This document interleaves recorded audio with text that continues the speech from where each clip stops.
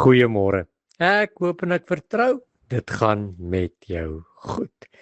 Nou, baie keer in ons lewens moet daar iets gedoen word of gebeur daar iets. Sjoe, dan is dit nie lekker nie. Maar ons moet in alles wat ons doen altyd bid. Matteus 6 vers 10. Here, laat U wil geskied soos in die hemel, net so ook op die aarde. Dis 'n moeilike ding om te bid, want baie kere is ons wil, ons emosies, dit wat ons nodig het, sterker as die gevoel wat ons het om te bid. Here, laat U wil geskied. Ons sê maklik, Here, laat U wil geskied. Maar wanneer dit werklik by ons eie planne, ons drome, ons begeertes kom, hier naby aan jou kom, raak dit moeilik.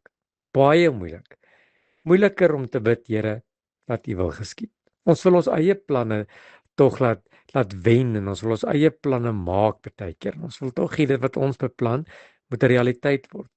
Om God se wil te doen beteken nie net om op God te vertrou wanneer dinge goed gaan nie. Sjoe, dit beteken om oor te gee selfs wanneer ek en jy nie verstaan waarmee die Here in ons lewens besig is nie.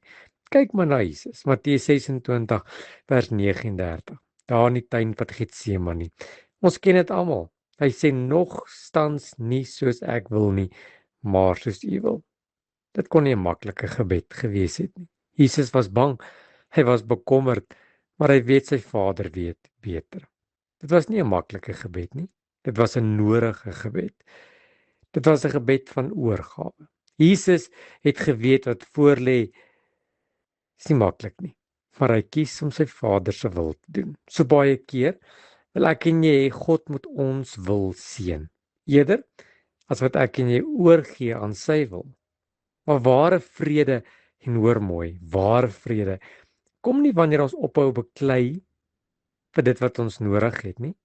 Dit kom wanneer ons net eenvoudig begin om te vertrou dat God se wil beter is. God se wil is nie daar om ons te benadeel of om iets van ons af weg te hou nie of om iets uit te rek nie.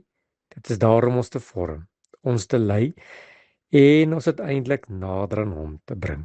Miskien is daar vandag iets wat jy in God se hande moet los. Dis moeilik. Dis dalk 'n situasie, 'n besluit, 'n pad wat jy nie verstaan nie, iets wat jy moet doen.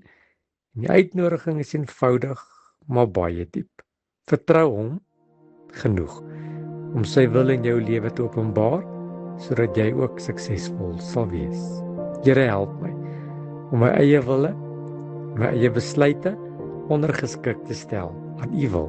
Here, U weet beter. Amen.